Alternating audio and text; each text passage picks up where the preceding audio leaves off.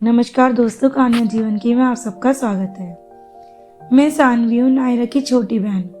और शायद मेरी ज़िंदगी का सबसे बड़ा तूफान उस दिन शुरू हुआ था जिस दिन मेरी दीदी दुनिया छोड़कर चली गई। नायरा की मौत का सदमा कबीर को अंदर से तोड़ चुका था और 3 महीने के मासूम ईयान को अकेले संभाल भी नहीं पा रहा था।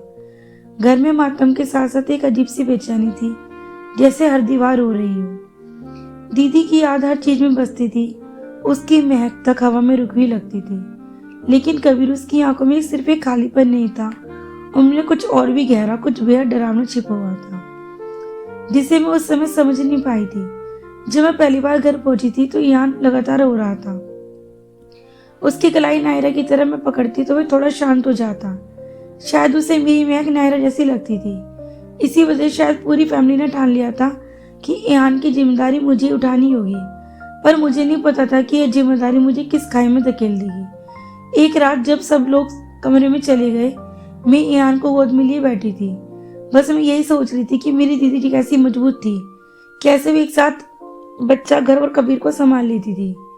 मेरा मन अंदर से रो रहा था, पर तभी कबीर कमरे में दाखिल हुआ। उसकी आंखें लाल थी और चेहरे पर बिल्कुल अलग तरह की थकान। वे मेरे पास बैठते हुए बोला, सानवी, तुम ही हो जिसे ईयान पहचानता है, तुम ही उसे चुप करा सकते हो। मैंने उसकी तरफ देखा तो उसके चेहरे पर सिर्फ दर्द नहीं था, वहां एक अजीब सा जुनून भी झलक रहा था, जैसे वह किसी नतीजे पर पहुंच चुका हो। मैंने धीरे से कहा, कबीर जीजा जी, मैं कोशिश कर रही हूँ। बच्चा बहुत रोता है। पर कबीर ने मेरी बात काट दी। नायरा उसे अपने वजूद से फीड कराती थी, इसीलिए वह हमेशा शांत हो जाता था। अब वह भूखा है, रोएगा ही। मैं एक पल को थम गई। मुझे समझ नहीं आया कि वह मेरी तरफ देखकर ये बात क्यों कह रहा है।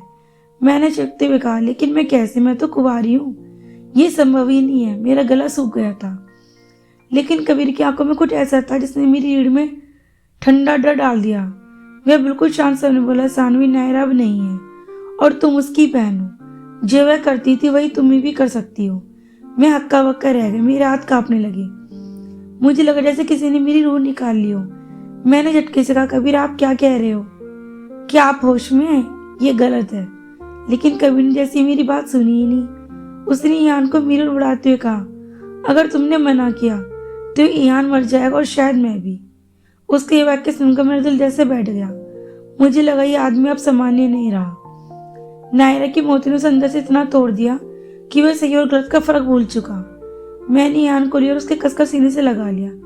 बच्चा मेरी गर्माहट से शायद कुछ शांत हो गया, लेकिन कबीर की आंखों में जो पागलपन था वह पल पल बढ़ रहा था। घर वाले मुझ पर दबाव डालने लगे। सामने बच्चा रोता है, उसे तुम्हारी जरूरत है। नायरा की आत्मा को सुकून मिलेगा। मुझे समझ नहीं आ रहा था कि यह परिवार मुझे जिम्मेदारी दे रहा है या धीरे धीरे मुझे एक ऐसे जाल में फंसाया जा रहा है जिसे निकलना असंभव होगा। उसी रात जब मैं ईयान को गोद में लिए हल्का सोच झुला रही थी, कमरे का दरवाजा धीरे से खुला। कबीर अंदर, उसकी चाल डगमगा रही थी, जैसे वो घंटों से सोया ना हो, पर शायद रोया हो।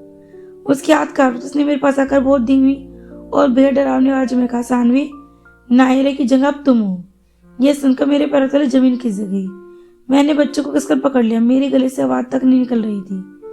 मेरा पूरा शरीर कांप रहा था। लेकिन कबीर की आंखों में मुझे सिर्फ एक ही चीज दिखी, जुनून। ऐसा जुनून जो इंसान किसी भी हद तक ले जा सकता है। उसने धीरे से कहा, तुम्हारी बहन मेरे बच्चे को अपने वजूद से दूध पिलाती थी और अब तुम भी वही करोगी। यह तुम दोनों की जिम्मेदारी है, समझी? मैंने डरते हुए, कबीर, मैं दीदी नहीं हूँ और मैं ऐसा नहीं कर सकती। लेकिन वह धीरे धीरे मेरे और करीब झुकने लगा।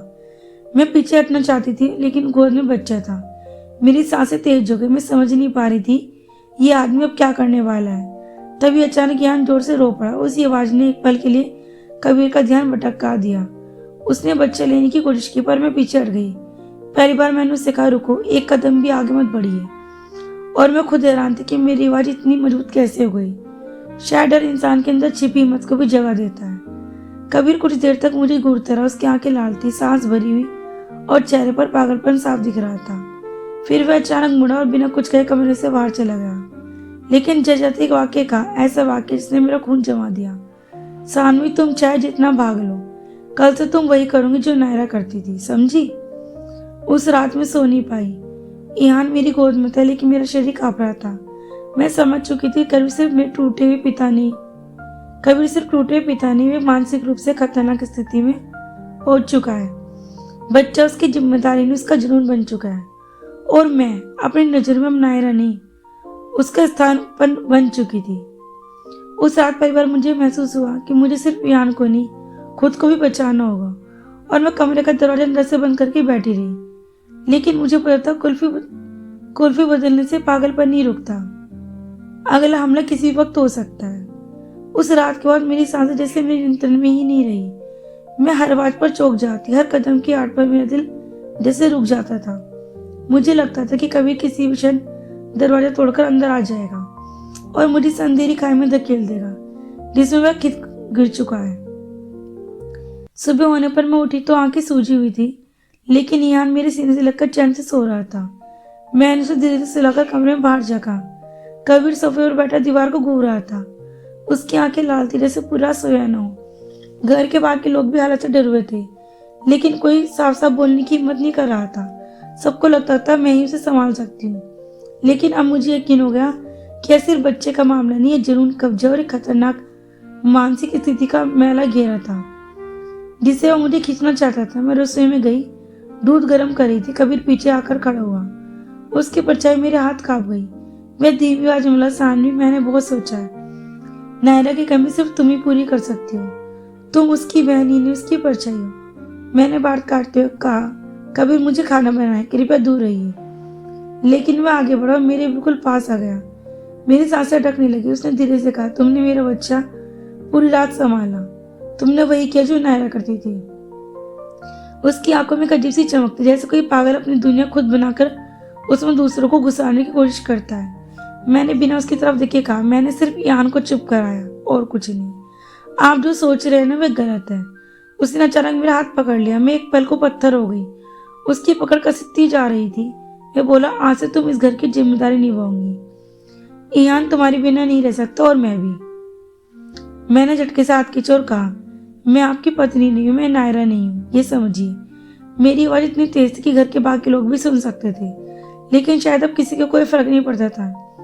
नायरा के बाद घर में सबने जैसे उम्मीद छोड़ दी थी और अब वे मुझे उस जगह बैठाना चाहते थे जहाँ बैठने की मेरी इच्छा तक नहीं पूछा गया था। कबीर की आंखें गुस्से में भरने लगी। वो दाड़ा, सानवी, नायरा ने अपनी जान जोखिम में डालकर इस बच्चे की परवरिश की है और तुम उसकी सगी बहन होकर इस बच्चे को फीड कराने से मना कर रही हो। मैंने कांपती आवाज में कहा, मैं कुंवारी हूँ और ये सब शारीरिक रूप से संभव नहीं। आप समझ क्यों नहीं रहे? लेकिन मैं समझ नहीं चाहता था। मैं सिर्फ देखना चाहता था जो उसकी टूटी चुकी मानसिकता से दिखा रही थी। नायरे की जगह सानवी को आना ही होगा। वह अचानक रसोई से बाहर चला गया। मुझे लगा कि शायद वह मान गया, लेकिन कुछ मिनट बाद वह वापस आया। उसके हाथ में किसी दवाई का डिब्बा था। उसने मेरी तरफ बढ़ाते हुए कहा, यह दवा लेने से दूध आएगा। डॉक्टर ने कहा। मेरा दिल जम गया। मुझे समझ आया कि वह किसी भी हद तक जा सकता है। मैंने दवा उसके हाथ से झटके से छीनकर फेंक दी और चीखी, आप पागल हो चुके हैं, सब गलत है। मुझे मजबूर मत कीजिए। लेकिन मेरी बात जैसे दीवार से टकराकर वापस आ गई। वह मेरी ओर बढ़ा। मैं डर के मारे से पीछे हटते हुए पानी का गिलास उसके ऊपर फेंक दिया। यह मैंने सोचा भी ना किया था, पर शायद मेरा डर अपनी सीमा से बाहर निकल चुका था। कबीर कुछ सेकंड तक मुझे घूरता रहा, फिर गुस्से में बोला, अब तुम नहीं मानोगी तो मैं खुद ही तुम्हें सिखाऊंगा। उस क्षण मुझे लगा अगर मैं अभी कुछ नहीं करती तो शायद मेरी जिंदगी हमेशा के लिए खत्म हो जाएगी। मैं दौड़कर कमरे में गई, ईयान को उठा और बैग में से कुछ कपड़े ठूस दिए। मैं भागना चाहती थी, लेकिन जैसे दरवाजे की ओर बढ़ी कबीर सामने आ गया। मैं बोला, भागकर कहाँ जाऊंगी? ये घर, ये बच्चा, ये सब तुम्हारी जिम्मेदारी है। नायरा ने तुम्हें चुना था। उसकी यह बात चुभने वाली थी। नायरा ने कभी मुझे जिम्मेदारी दी ही नहीं थी। ये सब कबीर की बनाई गई कहानी थी। मैंने कांपते हुए कहा, हटिए, मुझे जाने दीजिए। वह हंसने लगा, एक पागल टूटी और दर्दनाक हंसी। सानवी, तुम जा नहीं सकती, तुम मेरी हो। नायरा की बात सिर्फ तुम। अचानक ईयान रो पड़ा। उसके रोने की आवाज ने मुझे एक पल में हिम्मत दी। मैंने अपने अंदर में ताकत निकाली, शायद कोई माँ या बहन ही निकाल सकती है। मैंने जोर से कबीर को धक्का दिया और ईयान को सीने से लगाकर बाहर की तरफ भागी। कबीर चिल्लाता पीछे आया, सानवी रुक जाओ। लेकिन मैं रुकी नहीं। मैं गली में दौड़ती रही, आंखों में आंसू बहते रहे। पड़ोसियों ने मुझे देखा, पर किसी ने रोका नहीं। शायद वे सब जानते थे कि उस घर में कुछ गड़बड़ है। मैं सड़क पर पहुंची, तभी एक बाइक वाला अचानक ब्रेक मारकर मेरे सामने रुका। वह मेरे कॉलेज का दोस्त अद्वैत था। उसे मुझे इस हालत में देखा तो समझ ही गया कि मामला बेहद गंभीर है। उसके बिना कुछ पूछ उसने बिना कुछ पूछे बैठो अभी मैं ईहान को पकड़े बैठ गई। बाइक तेज रफ्तार में आगे बढ़ी। पीछे मुड़कर देखा तो कबीर सड़क पर चिल्ला रहा था, सानवी तुम जाऊंगी तो मैं खुद को मार डालूंगा। उसकी आवाज मेरे कानों में गूंजती रही, पर मैं जानती थी अगर मैं रुक गई तो सिर्फ वह नहीं, मैं भी मर जाऊंगी। उस दिन पहली बार मुझे समझ आया कि कभी कभी किसी को बचाने के लिए उससे दूर जाना पड़ता है। मैं ईहान के लिए और अपनी दीदी की आखिरी निशानी के लिए खुद के लिए भाग रही थी, पर यह भागना नहीं, ये लड़ाई थी। एक ऐसी लड़ाई की जिससे मुझे अकेले ही जीतना था। लेकिन मैं जानती थी कबीर इतनी आसानी से हार मानने वाला नहीं है। उसकी पागल भरी आंखों में जो मैंने देखा वह मुझे बताता था कि कहानी अभी खत्म नहीं है और उसके अगले चार, उसके अगले कदम शायद और भी खतरनाक हो। इसीलिए मैंने घर छोड़ दिया। दोस्तों, क्या मैंने सही किया या गलत? अपने आप को और ईहान को बचा के अपनी राय कमेंट बॉक्स में जरूर बताएगा। अगर ये कहानी आपको अच्छी लगी तो प्लीज वीडियो को हाइप करें और ऐसी अच्छी कहानी सुनने के लिए हमारे चैनल को सब्सक्राइब करें। वीडियो को लाइक और शेयर करें। हर हर महादेव दोस्तों, कल फिर मिलते हैं एक नई कहानी के साथ।